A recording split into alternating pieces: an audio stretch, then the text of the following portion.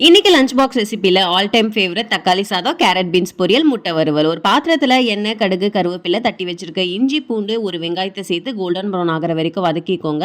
3 பச்சை மிளகா, ஒரு 3 தக்காளியை இது கூட சேர்த்து நல்லா கலந்து விட்டுருங்க. இப்போ தேவையான அளவு உப்பு, ஒரு டேபிள் ஸ்பூன் காஷ்மீரி மிளகாய்த்தூள், ஒரு டேபிள் ஸ்பூன் குழம்பு மிளகாய்த்தூள் சேர்த்து நல்லா மிக்ஸ் பண்ணி விட்டுடுங்க.